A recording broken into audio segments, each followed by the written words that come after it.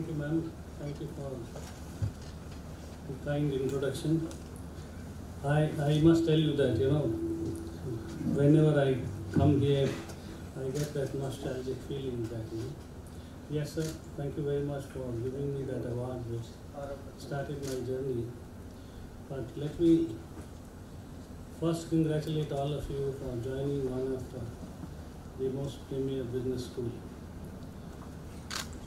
And thank you for inviting me, Chairman, for addressing the students. I always feel privileged to come and share my views because, Madam, maybe you were carrying a little old biodata of mine. Now I have completed maybe 40 years, so I will correct it. So, no issue. My more than 4 decades of experience actually has taught me many things, working in domestic companies and also some of the multinational companies. And this has actually given me some of the insight how to navigate through many situations. And when Mr. Bansal told me that I have to once again come and talk to you, so some of the things I may be repeating, sir, which I keep talking, because primarily that, these insights which over a period of time I have seen might, if some of those things might help you in your journey, in your new journey which you are going to start, I'll be happy about it. My journey goes back where I belong to. I belong to a very small town which is about 70-80 kilometers from here. And I started my journey in 1981 with Godrej Bombay. And then I have worked with multinationals. I have also worked with some Indian conglomerate, and I am now working for Japanese companies for the last 13 years. My journey has been quite exciting. On personal front, I live in Delhi now with my wife and 2 children. My daughter is a doctor and my son is a professional like me. And I have seen Dr. Bansal and me were talking that, what he has learned when he was in London. Similarly, I have a lot of experiences. So if I can share few of those experiences, I'll try and share. But I think I'll be happy that, if you want to learn something more from me and if you want to ask questions and if you can make the session interactive, perhaps that might help some of the other students to get lot of clarification.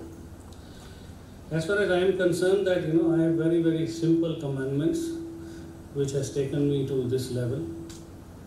For my 14 years journey of Americans taught me different things. Also with Tatas, also with now Japanese.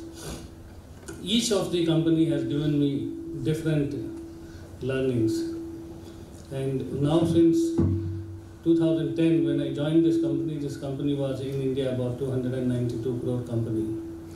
And globally we were a $6 billion company. Today our company has actually grown despite COVID, despite many adversities, from that 6 billion company to $31 billion company.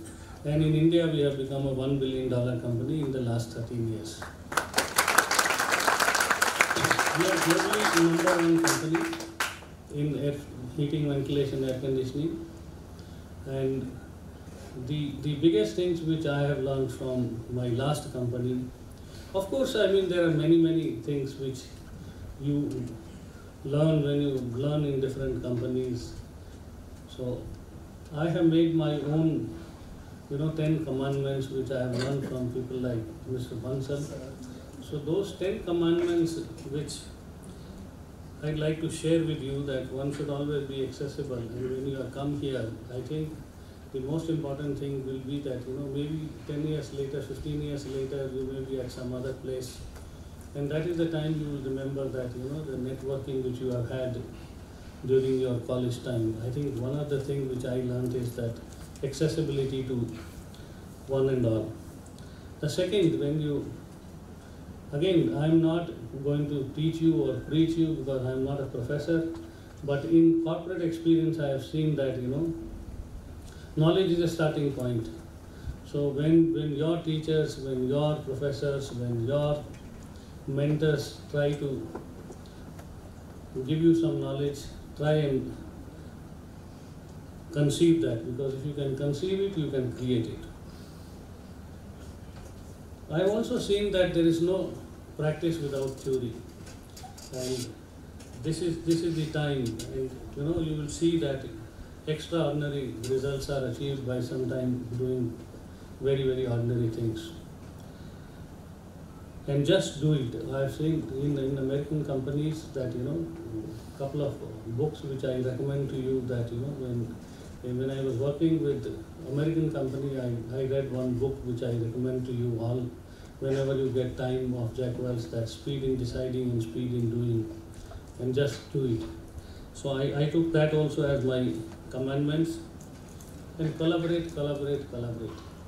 Individually maybe you can break barriers, but collectively you can create a new horizon. Young minds, young girls and boys, I am actually feeling envious of you, primarily because when I started career, we didn't have these many opportunities. But let me tell you today that historians are going to blame you only, that if you don't encash the kind of opportunity.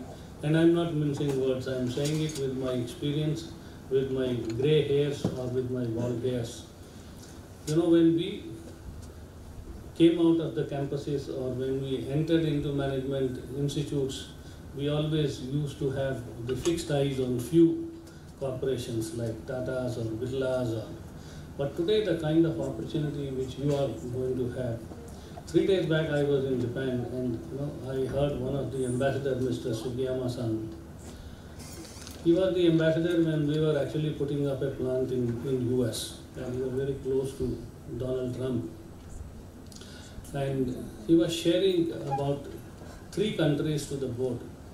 And I'd like to, if you permit me, share that with you. And that might again be relevant for the students, that we operate in 150 countries, and he chose to talk to the board for 3 countries. One was US, and the other was China, and the third was India. And I would like to share that with you because that is just etched on my mind, top of my mind. He said that in the US now today, probably the whole of US is going through turbulence. And turbulence is so much that they have been polarized. And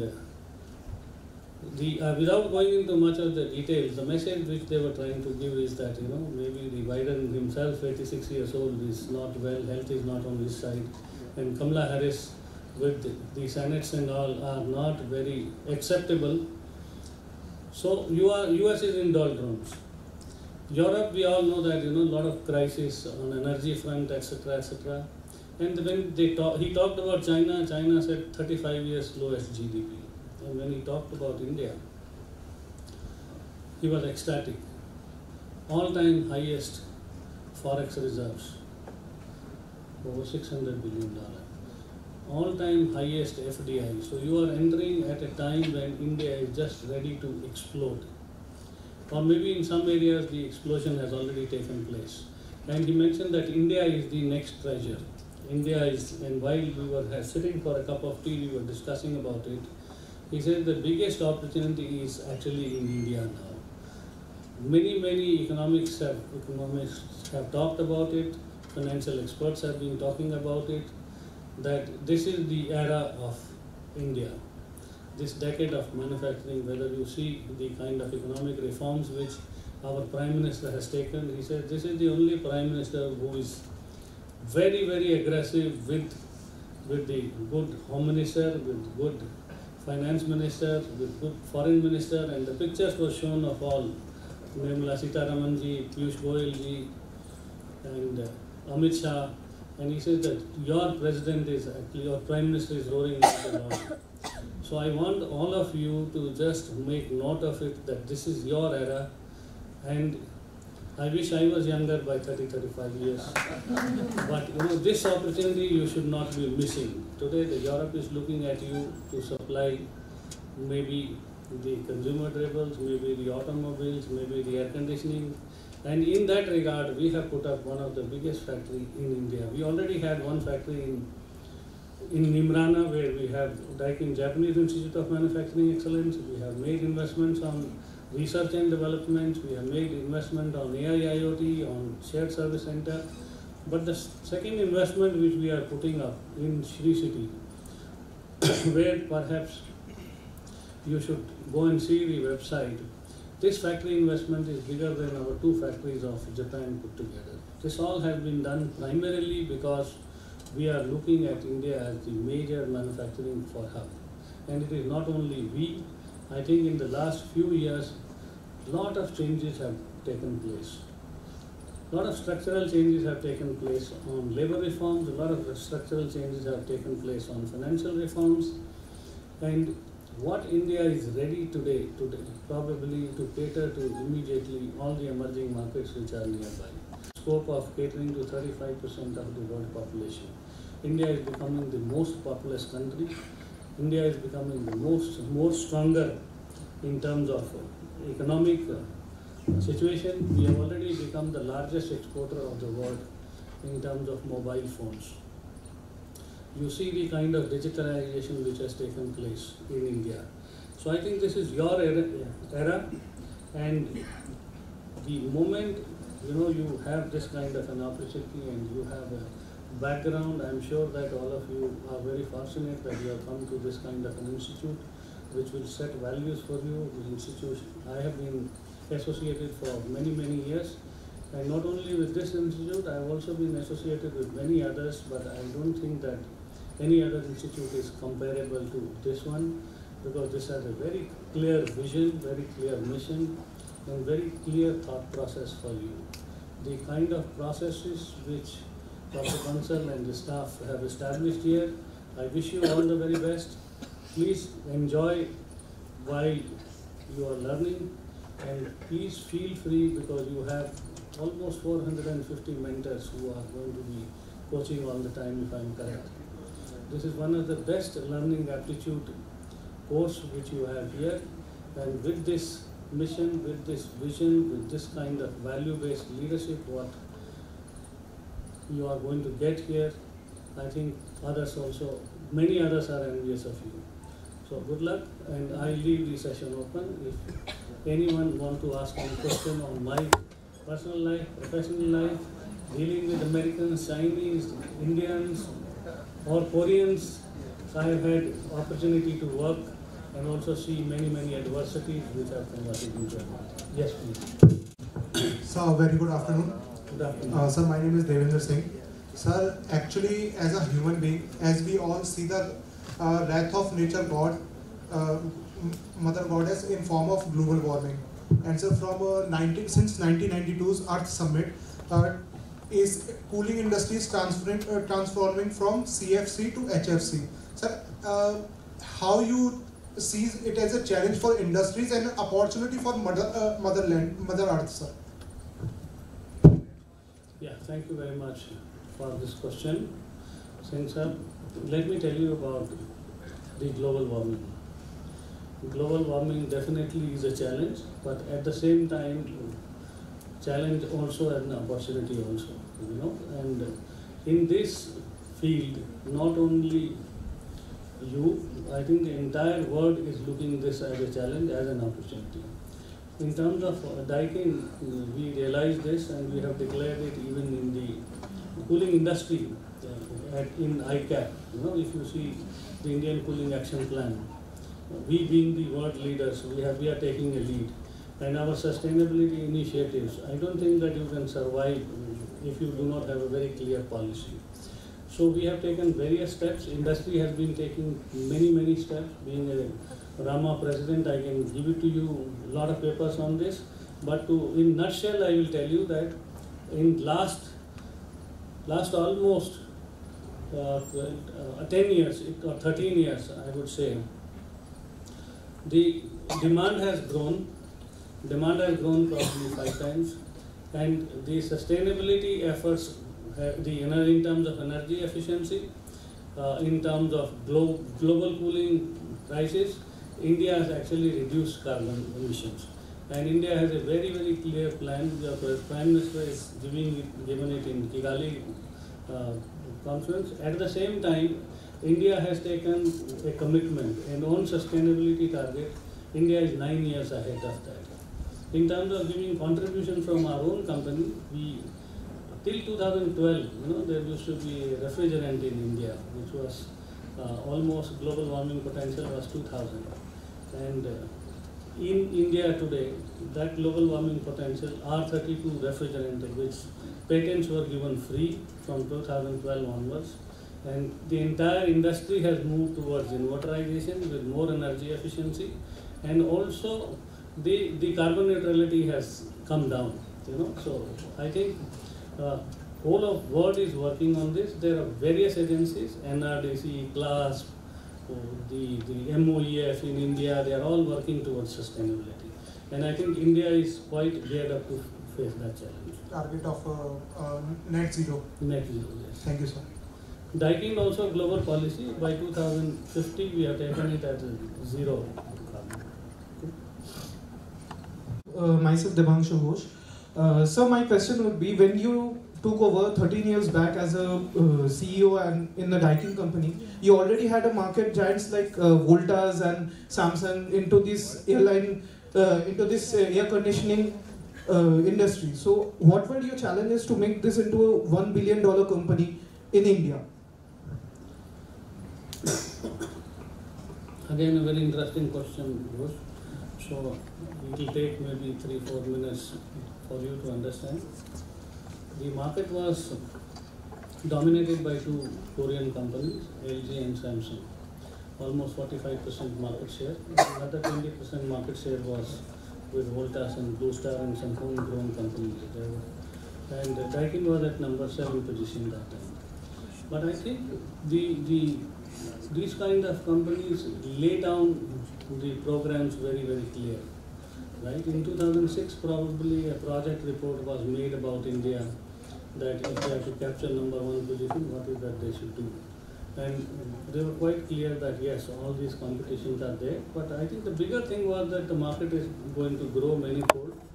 So they made, the blueprint was absolutely clear by doing their market mapping, etc., etc. And challenges were also thrown in the open book. That how do we capture the number 1 position? Because the program was that by 2015, Daikin should become number 1.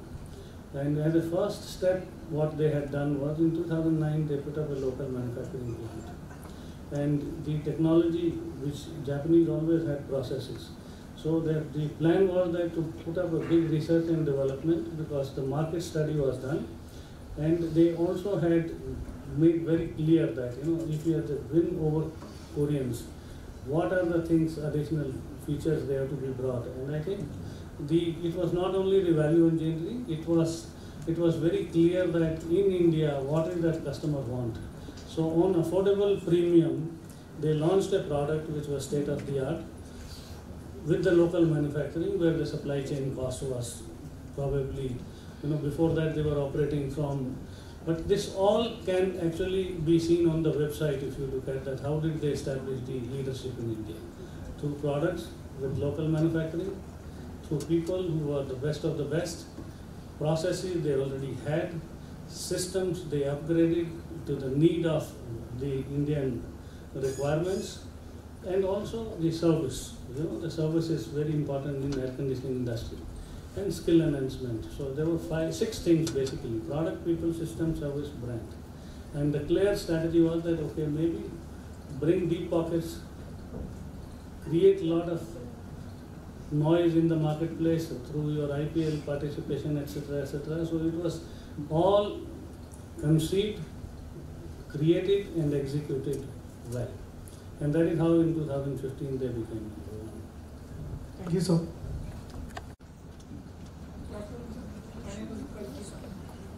Sir, in your career, you have faced a lot of challenges while you taking action or taking an initiative for company. What is the best key which is common in every every situation and every challenges you have faced, or what is the best key which you keep in your mind to tackle with that situation? Three things, three H's. Hard work, hard work, hard work. Right?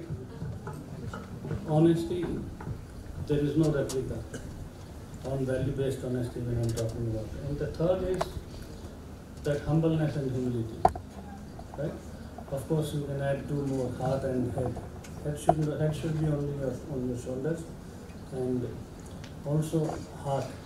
You will put your heart into your work, the passion. Some people call passion, some people call urge to come within, but basically three things, three H. Good afternoon, sir. Yeah. My question is, how is AI, or what's the role of AI in this industry? Yeah, you don't have a choice not to be having the AI IoT in mind. And if you see, in last 10, 12 years, simple example I'm giving to you, that people have built manufacturing capabilities, people have also built selling capabilities. But you know, when you build these kind of large volumes, my own company has 4.5 million customers. Now there is no way that I can survive in this country without AI IoT, because connectivity is very important, right? The connectivity can only come through these solutions through AI IoT. And that is why most of the international companies are opening AI IoT centers in India. Now my 4.5 million, I am expecting that if I have 100,000 VRVs under annual maintenance contract, if I have 300,000 customers of different nature, these are going to become 10 million. Manually, you cannot control, right? Right. You have to have timely services, you have to have timely, and even when it is e-waste policy, etc., the government is also aligned towards these policy.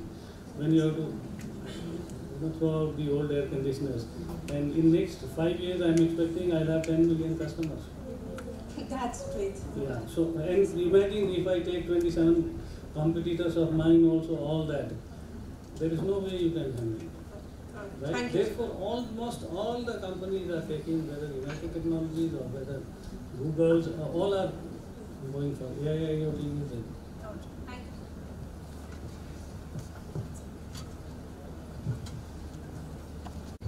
Good afternoon, sir. Good afternoon. So my question is, during your college days, around 4 decades ago, when India didn't went global, you had any atrocities in your mind after that? What would you do after college, or were you just confident about it? These were very, very different world. Today, as I said, that you are sitting on a treasure. You have 8,000 multinationals sitting next to me in Gurgaon. That time only a few. I said in the beginning itself, my curiosity was, can I get a job of 750 rupees? That was my first, when I passed out an engineering college. And I was not as fortunate as you are. I completed my MBA through Senate, after 5, 6 years, 7 years. As I told you that I am not from Harvard, I am not ISB, I am not Stanford. I may be addressing to some of the CEOs today. But let me tell you, my first job, first anxiety that time was that, can I get an entry into a company like Godrej or Voltas, or because there were only few companies available. Yes, sir. Right? Thank you so much, sir.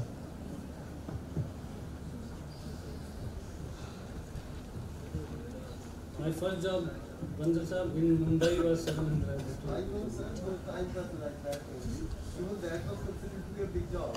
Sir, so my question is that Daikin is a Japanese multinational, and you mentioned that you interacted with like a very diverse groups of people.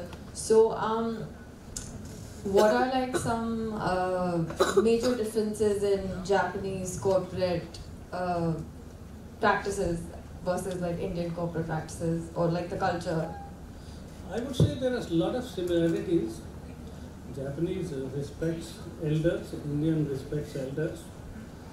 Japanese are hardworking, Indians are also hardworking people. They are very polite, Indians are also polite. So there are a lot of cultural similarities. At the same time, there are a lot of differences because the tight time management. We can probably learn a lot from them. On time is actually late. Before time is on time, right? And also many times, in our system, we generally teach. Even I'm sure in your own college also will be challenge the process. But in Japanese, they follow this very religiously that the boss is always right, kind of. Right or wrong, we don't know, in situation. But I think in terms of discipline, we need to learn a lot. In terms of commitment, because for them, the country first, the company second, and individual third, right? And you see the resilience which they have shown. I've seen many adversities of life.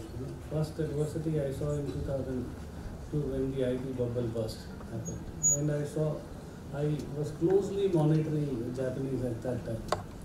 And then 2009, when lemon crisis came, their resilience power is actually much more than ours.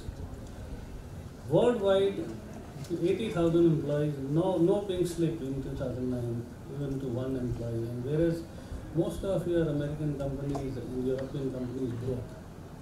2011 I saw, when I had just joined, and 1 year later, we had a big tsunami in Japan.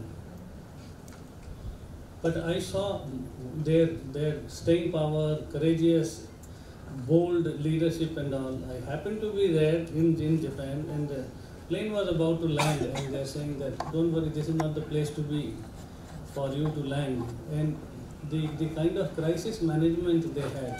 Overnight we were shifted to bunkers, and next day the morning, 150 CEOs meeting started on time. The world was crying, Japan was not crying. So that staying power is very big. Then we had in 2014, I think we had a flood, or 13 flood. And 14, our factory got fire. But it is just one single line. No, don't worry that we will ship material from Malaysia or from Thailand. And latest one was COVID. None of us created COVID. When we were all worried, when I'm telling that my daughter got COVID, my wife got COVID, only one line was there. He said, in Japan, you don't declare when the leader is dead, right? So just stay cool, get yourself tested, and if something wrong happens, do not announce it. Show your staying power. Now you need a lot of guts to actually talk like that. So I think their visionary leadership is probably stronger or bigger. Not that I'm not saying that Indians don't have guts or gumption or grit, but I think the resilience power you have to learn a lot, and also diversity management on women empowerment. 16% of our factory workers are women managers, right? And the target is globally that maybe 20% we should have. Thank you, sir.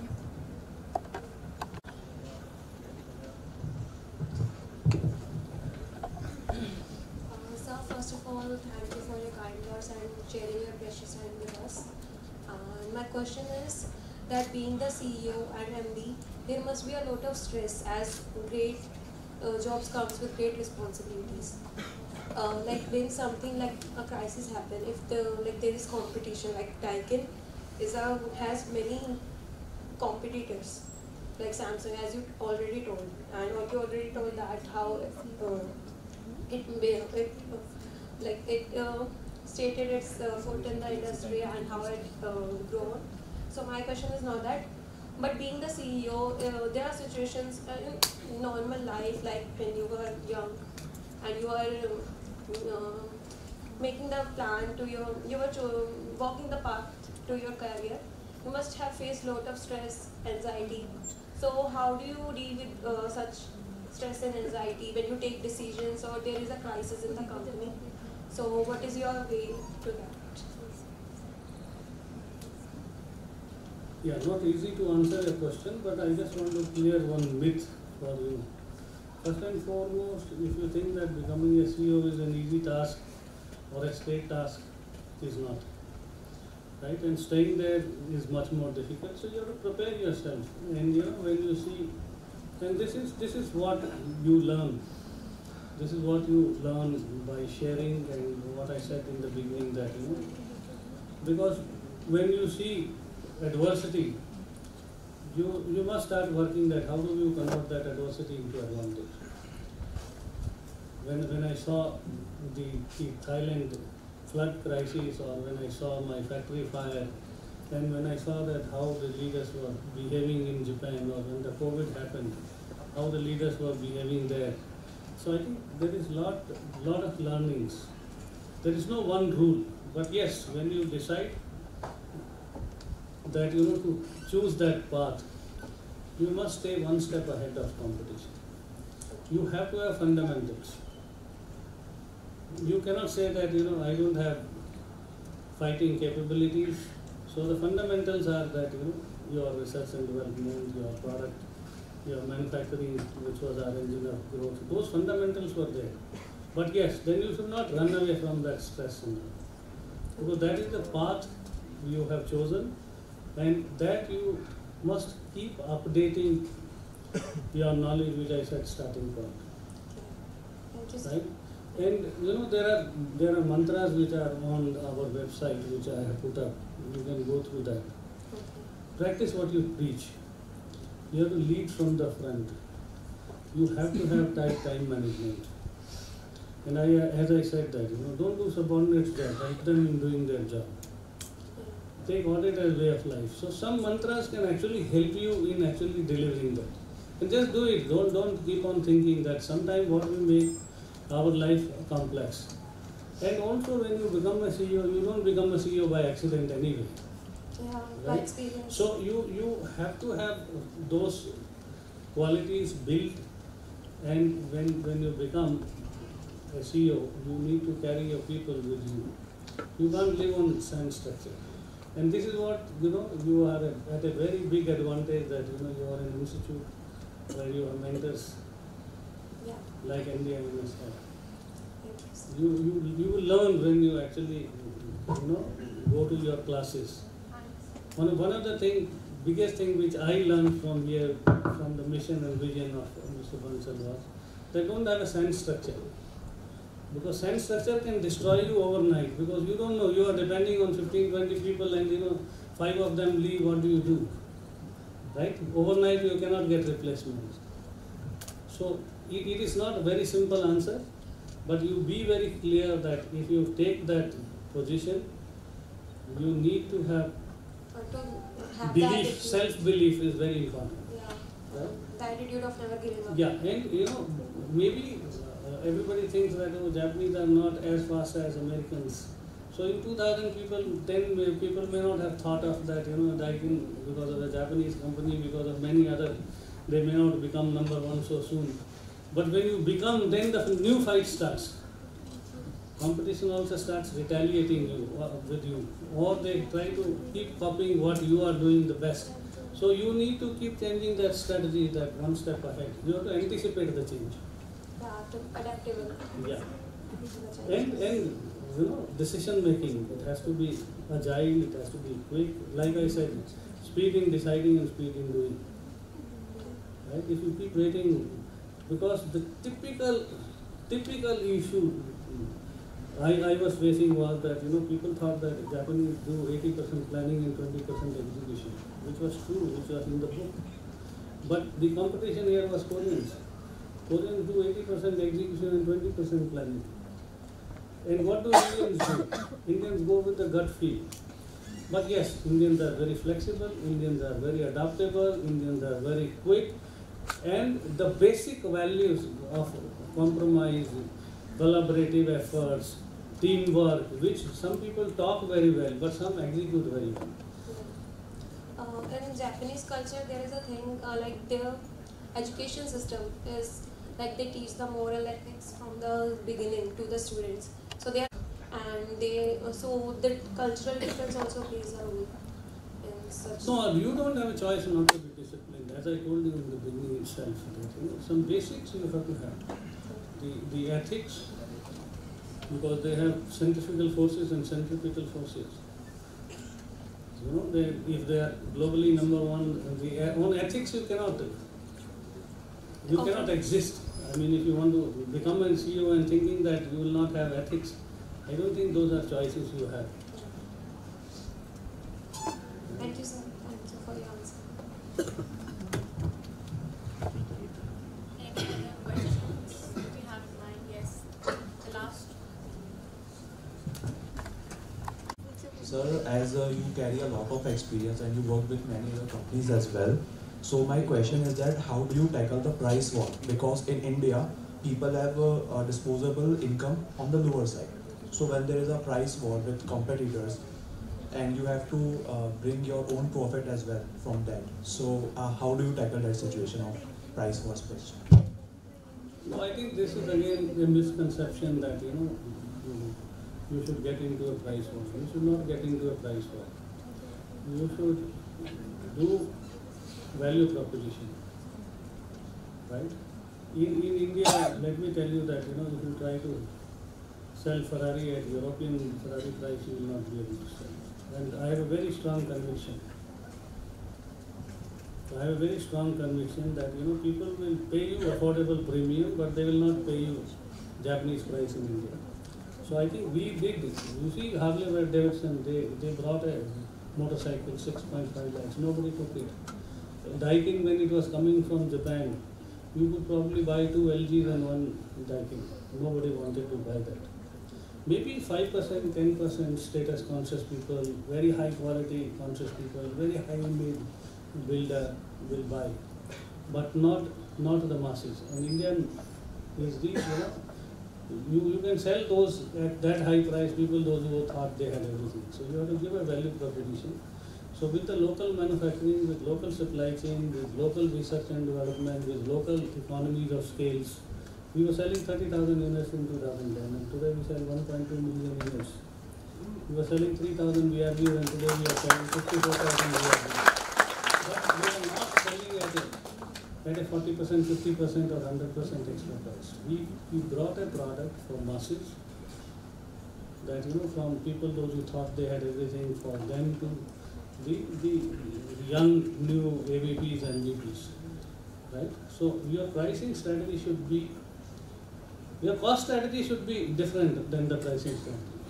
Cost strategy, you must bring the value proposition. Maybe Daikin is the lowest cost manufacturer, but pricing policies, we are not lowest price sellers.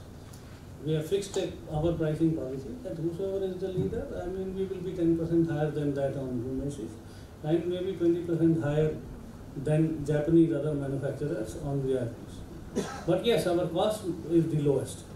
Now that is primarily because of 2% of the money we spend on research and development, 2% of the money we spend on brand building, 2% on creating service infrastructure on the technical. So when you give that proposition to the customer, we call it affordable premium. And Harley Davidson now has come with a 2.2 lakhs with Hero. Just see how the sales have grown. So I think there are many examples like that. Suzuki and Daikin are two most successful companies of Japanese in India operating. You have to have a very clear vision what you want to do. Right? If you just say that I want to become number one by keeping 40% price higher and all that, you forget. At the same time, if you think that you can win the war by selling at lowest price, that also is not right.